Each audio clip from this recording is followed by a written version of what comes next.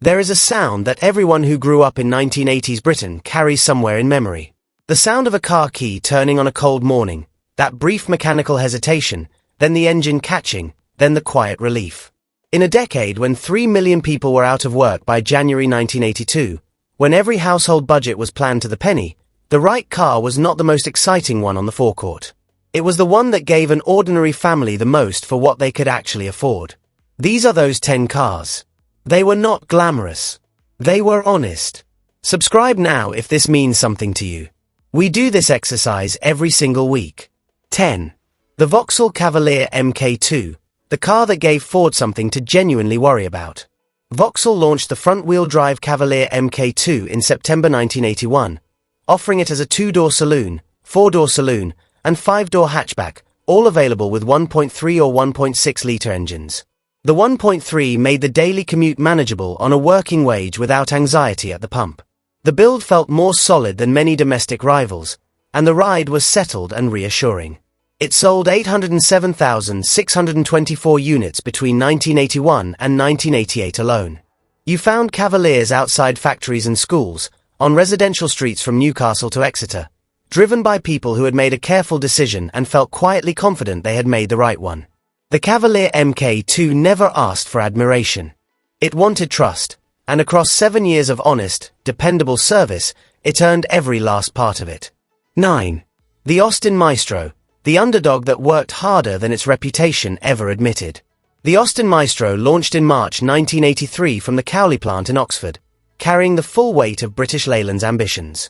It was a genuine 5-door hatchback from the beginning, roomy enough for 4 adults, with a boot that handled the weekly shop without drama. The 1.3 HLE version, fitted with a long ratio gearbox calibrated for economy, was among the cheapest family cars to run in Britain at the time.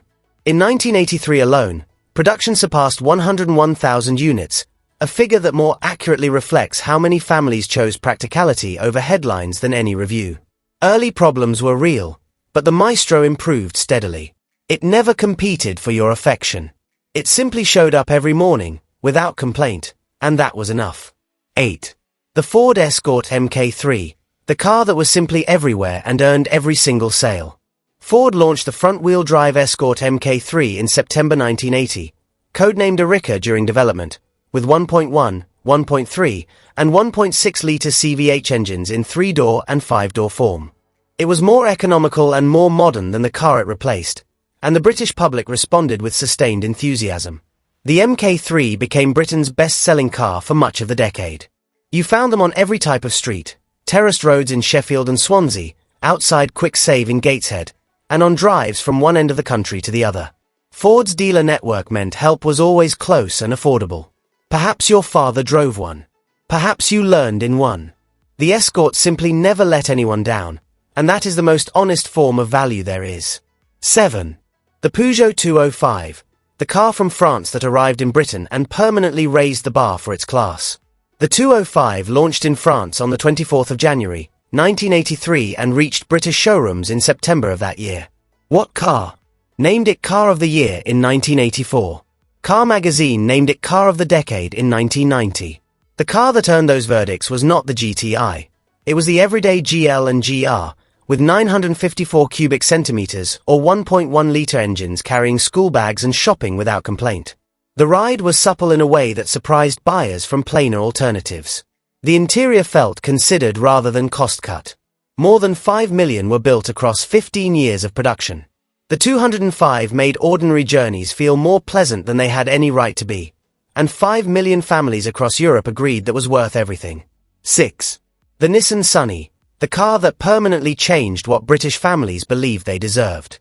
The 5th-generation Nissan Sunny arrived in Britain in 1982, as Nissan completed its transition away from the That Sun name, a move that carried a renewed emphasis on build quality and long-term durability. The Sun was not exciting. Its styling was conservative, its interior functional rather than warm. But it started every morning. It did not corrode in the way that had become painfully familiar to British buyers through the previous decade. It cost less to service over 3 or 4 years than almost any domestic alternative. For families who had spent the 1970s nursing home-built cars back to life at the roadside, this was close to a revelation. The Sunny did not win love. It won trust, and it raised expectations that the entire British car industry was eventually forced to meet. 5. The Rover 213 and 216 are proof that British manufacturing could still produce something genuinely worth having. Rover launched the 213 in June 1984, the second product of its collaboration with Honda following the Triumph acclaim. The 213 used a 1.3-litre Honda engine. The 216 arrived in 1985 with Rover's own 1.6-litre S-Series unit. Both shared a platform with the Honda Ballade, but Rover gave them their own styling and an interior that felt a clear level above the price. Quieter than an Escort, better trimmed, and more refined. Austin Rover's own market research in the mid-1980s showed customers consistently believed the cars cost significantly more than they did. That is perhaps the highest compliment a valuable car can receive.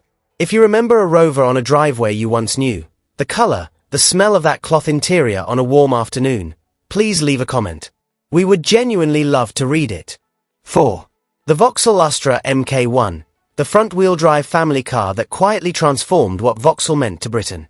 The Vauxhall Astra MK1 went on sale in Britain in March 1980, based on the Opel Kadett D, the first front-wheel drive car produced by General Motors Europe. Early UK models came from Opel's Bochum plant before production moved to Ellesmere Port in November 1981. Offered with 1.2 and 1.3-litre overhead camshaft engines, it brought genuine economy and improved refinement over the Viva it replaced. The Astra was never the most exciting car in its class, but it delivered front-wheel drive practicality and a reliable dealer network at a price that made sense.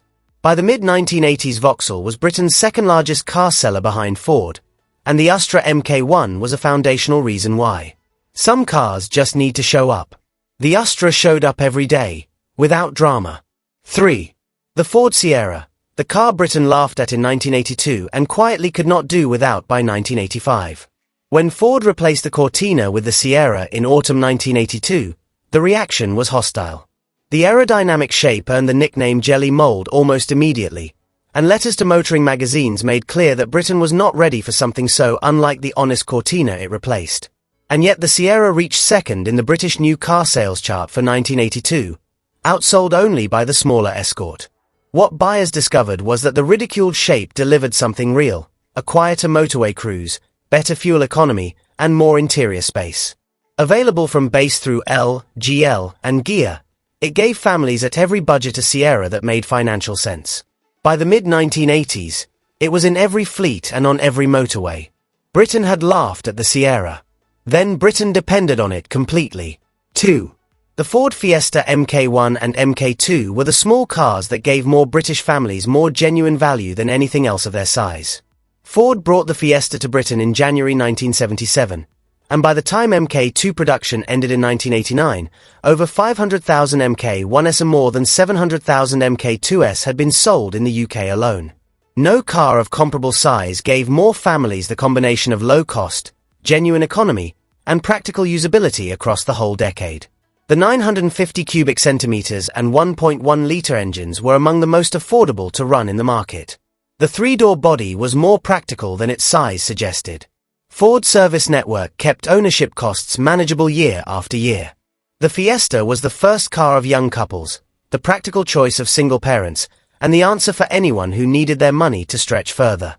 Britain did not love the Fiesta because it was glamorous. Britain loved the Fiesta because it was always completely and reliably enough. 1. The Austin Metro, launched the 8th of October, 1980. The car that arrived at Britain's hardest moment and never once let the country down.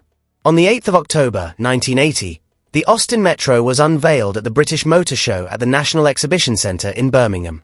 Prime Minister Margaret Thatcher drove one into the hall to open the show, a moment that carried the full weight of everything this car was being asked to represent. It had been built at Longbridge using a new £200 million robotised production facility.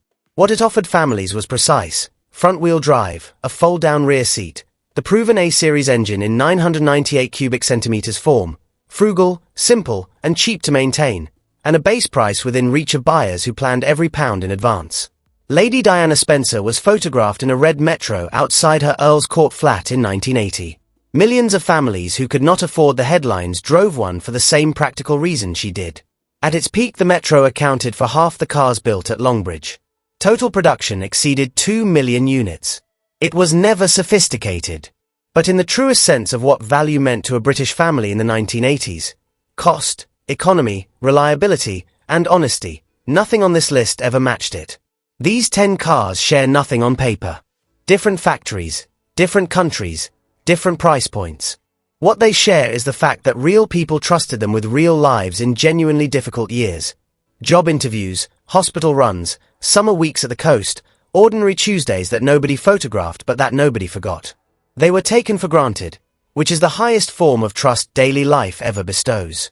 If one of them was part of your story, leave a comment, a color, a smell, a morning, or a journey.